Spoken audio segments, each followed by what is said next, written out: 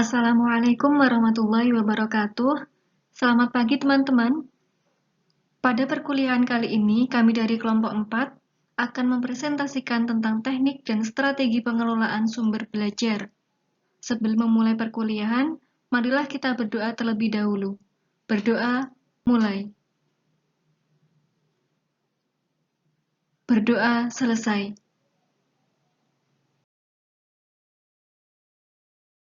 Kami dari kelompok 4 yang terdiri dari yang pertama, Mardia dengan NIM 1914071, kedua, Roy 1 Tholabatul Husna dengan NIM 1914086, dan yang ketiga yakni Eva Lutriwardani dengan NIM 1914089. Materi pembahasan kali ini yang pertama yaitu pengertian teknik, strategi, dan pengelolaan sumber belajar. Yang kedua, macam-macam teknik dan strategi pengelolaan sumber belajar. Dan yang ketiga, contoh teknik dan strategi pengelolaan sumber belajar berupa lingkungan.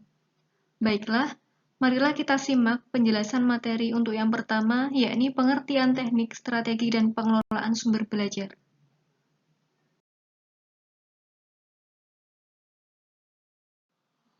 Baiklah, di sini saya akan menjelaskan mengenai pengertian teknik, strategi, dan pengelolaan sumber belajar.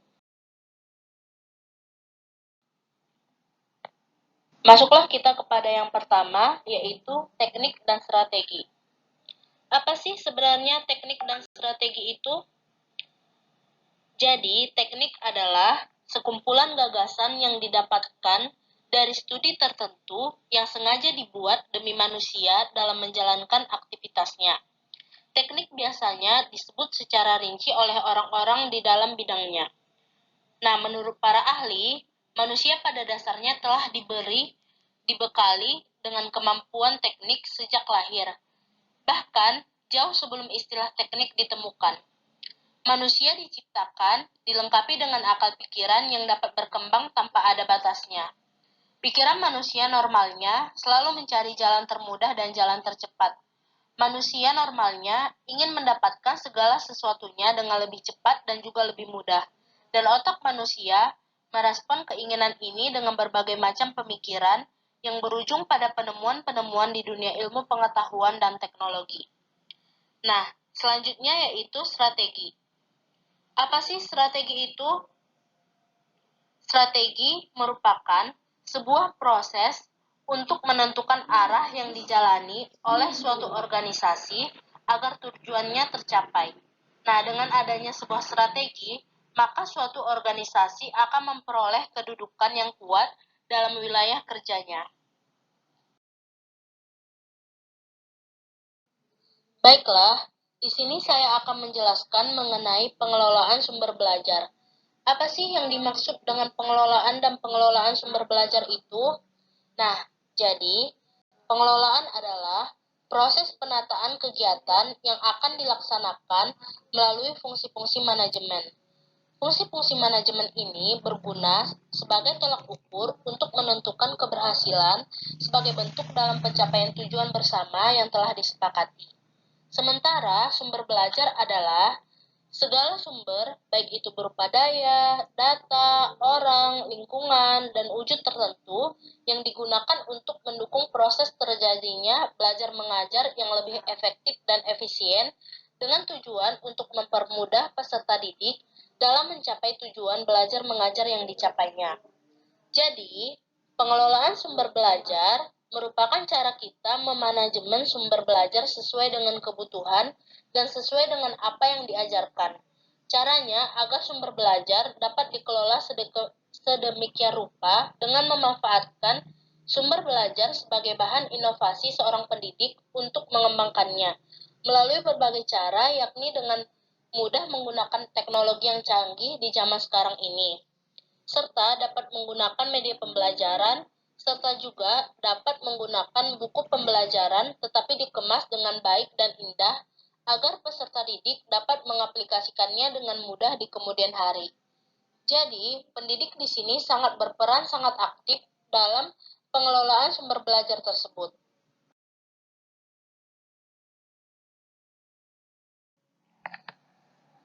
Jadi, pada kesimpulannya, teknik dan strategi pengelolaan sumber belajar merupakan prosedur yang runtut atau acuan yang dipersiapkan untuk menggunakan bahan peralatan, orang dan lingkungan belajar secara terkombinasi dan terkoordinasi untuk penyampaian ajaran atau materi pembelajaran.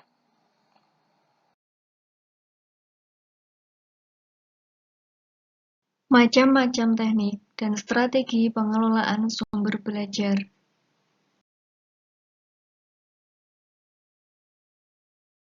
Apa saja teknik dan strategi pengelolaan sumber belajar? Yang pertama, yakni learning by doing.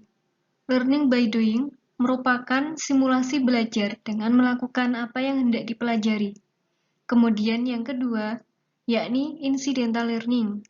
Incidental learning yaitu mempelajari sesuatu secara tidak langsung.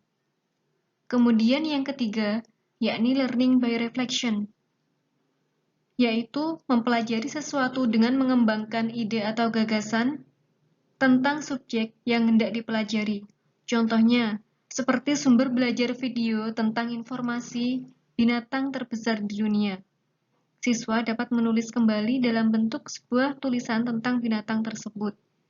Kemudian, yang keempat, yakni case-based learning, yaitu mempelajari sesuatu berdasarkan kasus-kasus yang telah terjadi mengenai subjek yang hendak dipelajari.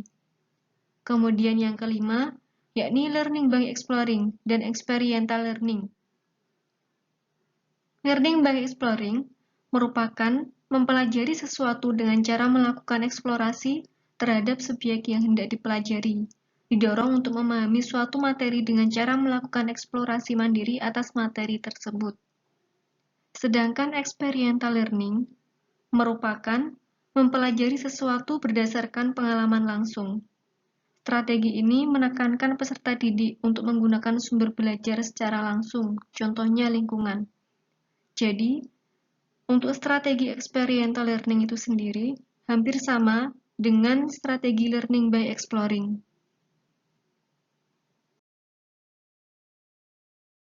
Selanjutnya yaitu teknik dan strategi pengelolaan sumber belajar tertentu.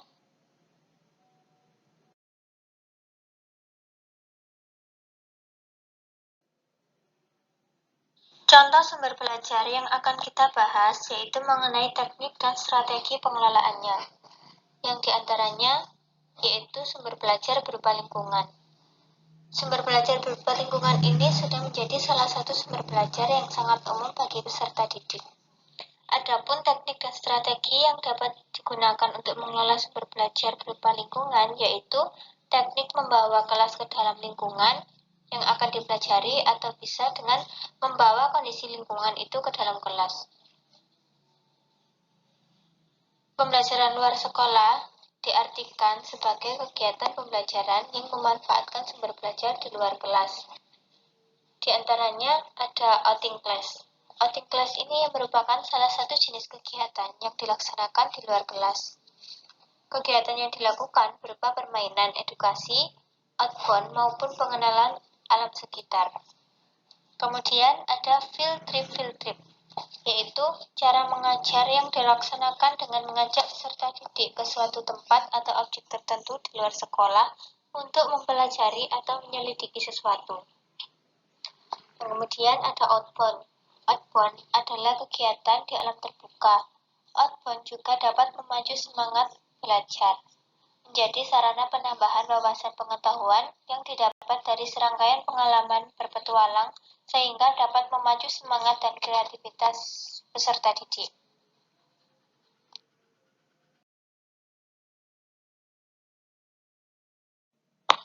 Adapun prosedur dalam pemanfaatan atau pengelolaan sumber belajar berupa lingkungan secara umum dibagi menjadi 3 langkah. Yang pertama ada perencanaan. Perencanaan langkah-langkahnya yaitu yang ada menentukan kompetensi atau tujuan pembelajaran, kemudian menentukan objek yang akan dipelajari atau yang akan dikunjungi, kemudian merumuskan bentuk kegiatan yang harus dilakukan oleh peserta didik. Keempat, ada menyiapkan hal-hal yang sifatnya teknis seperti tata tertib, kemudian perizinan, dan juga kelengkapan yang harus dibawa. Kemudian selanjutnya ada pelaksanaan, di mana pelaksanaan ini langkah-langkahnya yaitu melakukan berbagai bentuk kegiatan belajar di tempat tujuan sesuai dengan perencanaan yang telah ditetapkan. Kemudian ada tindak lanjut atau follow up. Langkah ini merupakan kegiatan belajar di dalam kelas untuk mendiskusikan hasil-hasil yang telah diperoleh dari lingkungannya. Setiap kelompok diminta untuk melaporkan hasilnya di depan kelas, kelompok lainnya akan mendengarkan dan memberikan tanggapan sepenuhnya.